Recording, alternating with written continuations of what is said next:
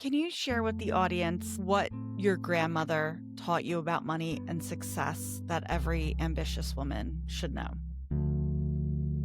My grandmother taught me the importance of knowing your numbers. She was a seamstress. She didn't have QuickBooks or anything like that, but she had that little black and white composition notebook in which she kept her own ledger. And she knew how much was coming in. She knew how much was going out. She knew how much her materials cost, the thread cost, the zippers cost, all of that. And she built that into her pricing. And I grew up seeing that. I grew up seeing her build out her pricing strategy. She did not have an MBA. She was a teacher, so had education, but she didn't have an MBA or anything. She didn't know, but she was building out in real-time pricing strategy.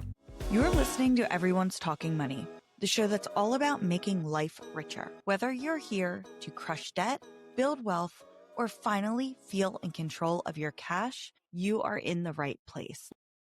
I've been thinking a lot lately about why we spend. Not what we spend on, not how to cut back or hack your budget, but why, when life feels a little out of control, our wallets suddenly become the easiest place to find relief. You're listening to Everyone's Talking Money, the show that's all about making life richer, from your bank account to your mindset and everything in between. Whether you're here to crush debt, build wealth, or finally feel in control of your cash, you are in the right place. Let's dive in and get you living life on your terms. You are one conversation closer to financial freedom. Here's the thing. Most of us don't spend because we're reckless or bad with money. We spend because we're human. Emotional spending gets a bad rap, but really, it's one of the clearest signals of what's happening inside of us. It's how we try to regulate, to calm ourselves, to feel a spark, to feel seen, to reclaim a little control. Think about the last time you hit add to cart. What was really going on that day? Were you lonely? Were you tired? Did you just need a win? We tell ourselves stories like, it was on sale or I deserved it. But underneath that, there's usually a feeling we didn't want to sit with. Money is one of the most socially acceptable coping mechanisms there is. You can't cry at work. You can't yell at your boss as much as you want to, but you can go home, open your laptop, and buy something that makes you feel powerful or pretty or in control again. And I think as women especially, we've been conditioned to believe that as long as we're productive, as long as we look like we have it together, then we're fine. So when we don't feel fine, we spend to keep the illusion going. That's not weakness. That's emotional survival. The problem is when that becomes a pattern, we end up using our money to manage emotions instead of creating meaning. And that's where the real cost comes in. I've seen it with clients. I've seen it with friends. I've seen it with myself. You're stressed from work, so you buy something to feel accomplished. You feel disconnected from your partner, so you invest in a self-care splurge that doesn't actually care for you. You're chasing worthiness, but the checkout page can't sell you that. Emotional spending doesn't make you bad with money. It just means your money's carrying emotions that haven't been processed yet. And sometimes, if you slow down long enough to ask, what am I really trying to feel right now? You'll find that spending is just a signal. It's your nervous system saying, hey, something's off over here. For me, that question, what am I actually feeling, has stopped me more times than a budgeting app could ever, because awareness creates space. And in that space, we can choose differently. Sometimes that choice looks like a pause. Sometimes it looks like redirecting that energy. Instead of spending to soothe, creating to express. That's the line that today's guest, Kathryn Finney, crossed, and it changed her life. Kathryn didn't plan to be one of the first Black women to sell an internet startup. She wasn't sitting in some Silicon Valley office with a business plan. She was grieving, shopping to cope, trying to fill an emotional hole with beautiful things. Until one day, her husband said something that changed everything. If you love shopping so much, why don't you write about it instead of doing it? And from that moment, Kathryn turned her emotional spending into creative fuel. She built a blog called the Budget Fashionista, back before blogging was even a career. And what started as emotional healing became a media company, a Random House book deal, and eventually a multi-million-dollar business she'd go on to sell. Kathryn's story is proof that sometimes your spending habits aren't a flaw. They're a clue to what you care about, what you crave, and what you might be capable of if you redirected that same emotional energy towards something that builds rather than drains you. So, as you listen to this conversation, I want you to notice where her story hits home for you. Maybe it's the grief part. Maybe it's the shopping. Maybe it's the guilt of realizing your purchases don't reflect your priorities anymore. But I promise you, if you listen closely, Kathryn's journey has a message that goes far beyond fashion. It's about transformation. It's about choosing awareness over avoidance. And it's about turning emotional coping into creative purpose. Let's get into it. Can you give the audience the roadmap of how you created the startup to actually selling it? Oh my goodness, that's a great question. I totally fell into it. I think it's a instance of being in the right place at the right time. I was newly married, living a very fabulous life, had just graduated from a very expensive Ivy League education, and had started shopping a lot, actually. And I think what often happens is shopping becomes therapeutic in many ways because I was experiencing one of my parents had recently passed. And so I was spending a lot of money. I was shopping to sort of ignore some of the other things in my life. So I was spending quite a bit of money. And my husband at the time was like, look, we're trying to build this life together. We just got married. We're in our early 20s. Girl, you got to like rein this in, else we're not going to be able to do anything. And so at the time, there was this new thing called a blog. And for those of us who can remember back to the early 2000s, social media, there was not really any sort of online content. And so it's like this blog. He's like, why don't you write about shopping instead of actually doing it? And this was in 2002. Started writing about it for about a year. No one was reading it because people weren't really reading online content. And then January 1st, 2004, the Associated Press did an article on people who traveled to New York to go to sample sales. And I would travel to New York. I was living in Philly at that time. Traveled to New York for sample sales. And Associated Press did an article in which they linked to my website. And at the time, this was just a hobby. It was not a business. There was no way to monetize. There were no ads. There were no nothing. And it was like that old IBM commercial where, they plug in the computer and they start their website and like it's one viewer and then it goes to 1,000 viewer. And by the end of the commercial, it's like 1 million people. That's exactly what happened to me. And it crashed multiple times. I was like, oh my goodness, now I have something. But I didn't really think of it as a business. And it was called the Budget Fashionista. I didn't think of it as a business until I got my first book deal. I still thought of, this is not really a business. I remember I put the Google AdWords. I don't know if you remember Google AdWords, the little text-based ads you used to see on websites. I put it on and I made my first like $20. I'm like, oh my goodness, I can go buy a coffee.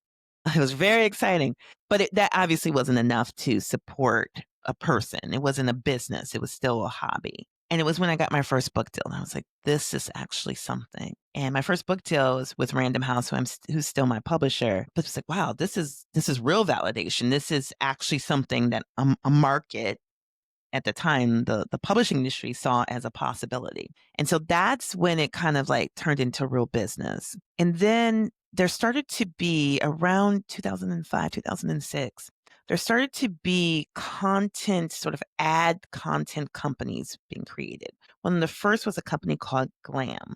And Glam understood that women were drivers online, that women drive purchases, that we purchase quite a bit. And so if you're going to do any sort of consumer brand, you have to really target women as consumers. So Glam was one of the first ad networks that targeted women online. And they reached out to me because at that time I was an OG, like an old online person. And they said, hey, we're building this out. We want to work with you and we're going to, pay you for your viewerships. And at that time I was getting maybe 1 million unique views a month, which was quite a bit. And they were like, we're going to pay you. Those who are on content now, when I say this number, you're probably going to cry at how much we used to make. We're going to pay you for remnant ads. These are not the main ads. We're going to pay you $12 CPM. So $12 for every 1,000 views. This is for like basic remnant ads. For more branded ads and partnerships, we were getting $25 to $30 CPM. And this is for those, remember those 300 by 250 little square ads you used to see, the little, that were really annoying for everybody. Yes. But, and so you can imagine having 2 or 3 of those on the page. And I tried to keep it yeah. And just for a reference, because that is not what ads pay today. So Not at all. what's an average CPM for today? An average CPM today, it's actually a tougher question to ask than it seems. The average CPM can be anywhere from, if you're lucky, 25 cents. I mean, That was going to be my guess. yeah, So to a maybe fraction. $1, a fraction. Now, most don't even do CPMs. It's more like branded partnerships with content creators. This part of Kathryn's story really hits home for me. She wasn't setting out to build a business, she was trying to cope. And that's something I see all the time. What starts out as emotional spending can actually become emotional creating when you slow down long enough to listen to what the spending is trying to tell you.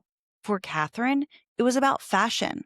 For you, it might be home decor, travel, wellness, whatever it is, ask. What's the feeling I'm chasing here? Now, as you're thinking about that feeling you're chasing, do me a favor. Hit the share button on this episode and share it with a friend, a cousin, your sister that needs to hear this message as well. Someone that also catches themselves emotional spending and needs to get to the bottom of it. We're going to take a quick ad break and then we're going to get right back to the show.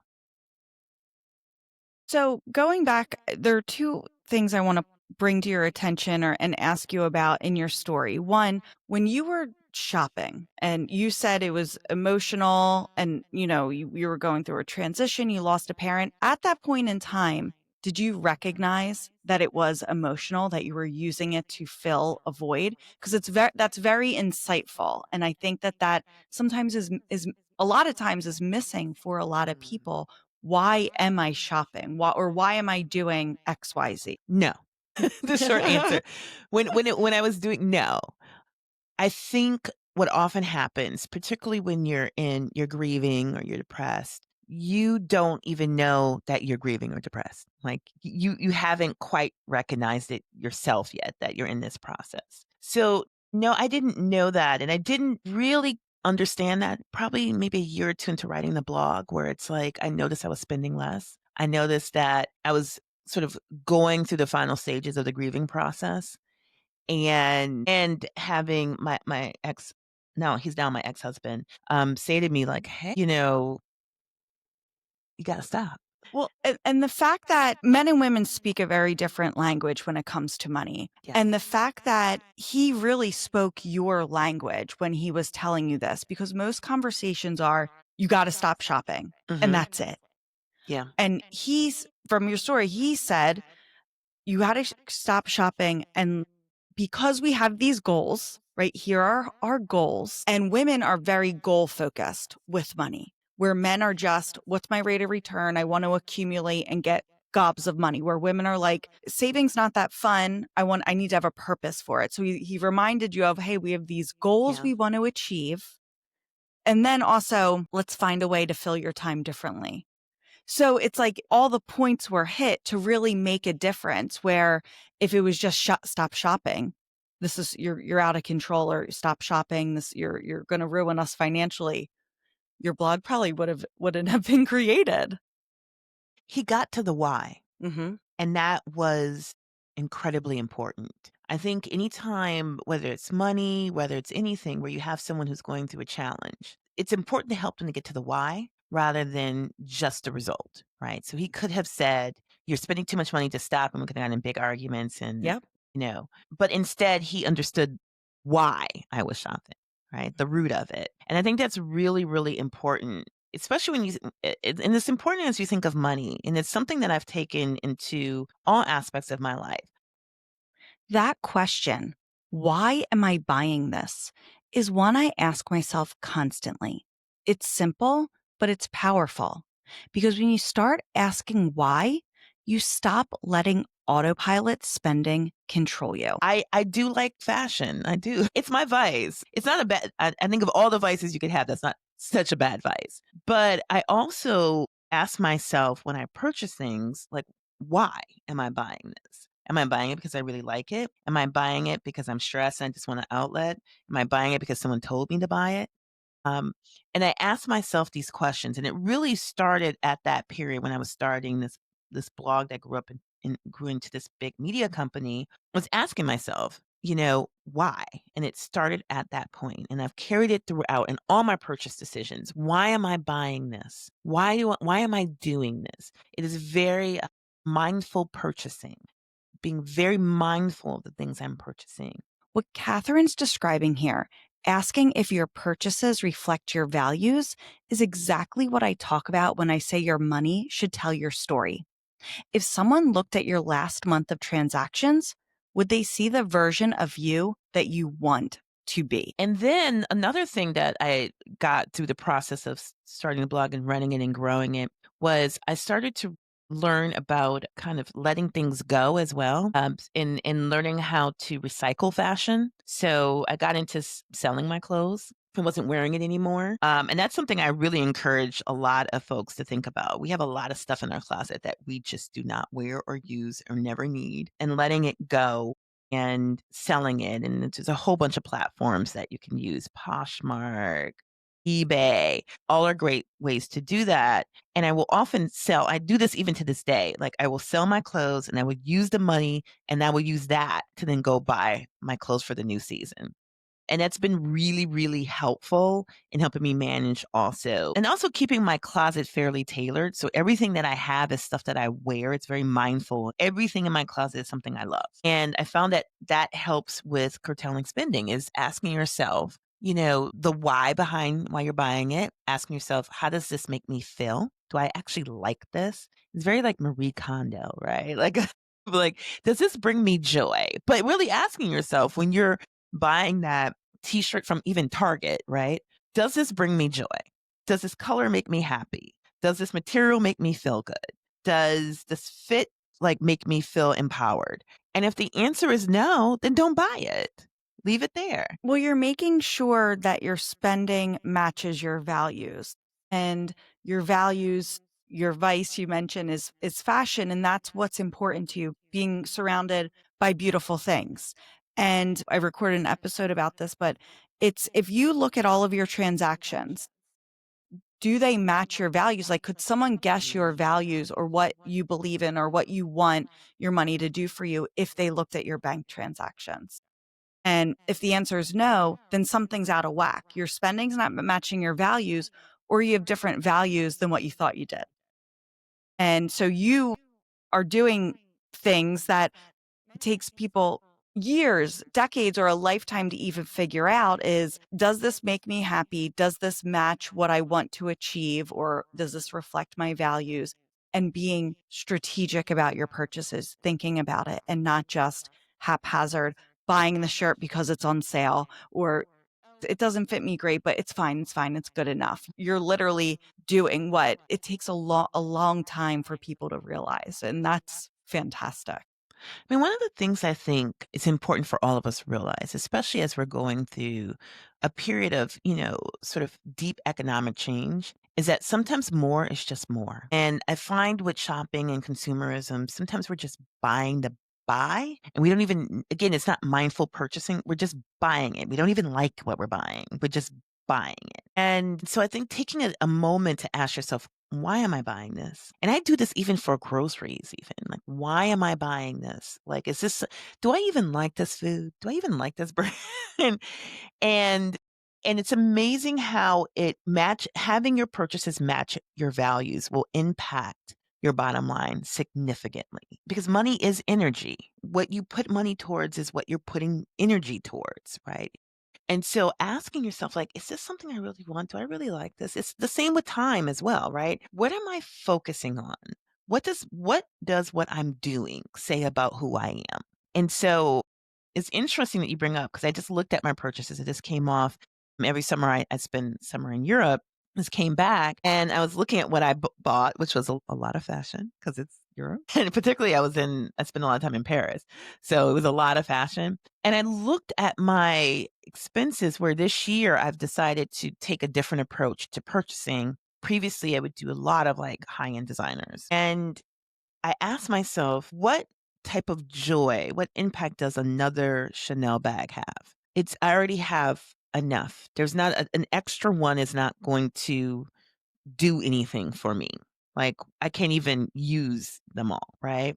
So I looked at where I shopped this time and it was vastly different. It was Zara and Mango and some thrift stores. And I could see how my purchasing is changing now, focusing more on the things that I value, which is spending time with my family. So if you look at my expenditures from this past summer, it's all on experiences and mostly experiences with my son. And so it's, rather than some expensive handbag, it's going to the Harry Potter experience. It's these sort of experiences with my family, my experiences with my son, experiences with friends. And so I'm looking at my expenditures. It's these concerts, it's time with friends, and not on sort of consumer products and purchases. It's not on that. And it's like, wow, I could see that I'm valuing now experiences quite a bit in my life. And I don't know if it's the nature of getting older. I think as you head into your 40s, you have so much stuff you've accumulated anyway. So it's not really any more stuff you can have. And so you start to focus on the experiences and time with people. And so if I look at my purchases now, that's what I value. I can see it in what I'm buying and spending money on is that. And so taking a moment to look through your purchases and not from a very objective critical lens, because I think sometimes when we tell people to get out your budget and look at it, people get really afraid because it's almost judgmental, and we're very judgmental on ourselves a lot. But if you look at what you've spent on from a lens of what does this say about me, like who I am, and is this who I am or is this who I want to be, and then see, okay, so what kind of changes can I do to make sure that my expenditures are more in line with like what I enjoy and what I actually care about in life? I think that's a very useful exercise. I try to do that like once a month. I don't always do it once a month, but it's maybe once every other month where I look and say, okay, what am I doing? And being very mindful with my purchases and mindful with my finances. I love that Kathryn's priorities shifted from buying to being. You could see the growth in her purchases. Less designer labels, more real life moments. This is what it looks like when your financial behavior starts aligning with your emotional maturity. This is part 1 of my conversation with Kathryn. Part 2, we're going to go deeper into how Kathryn turned this awareness into a business she could actually sell and what it really takes to walk away from something you've built. Go check out your podcast feed for part 2 right now.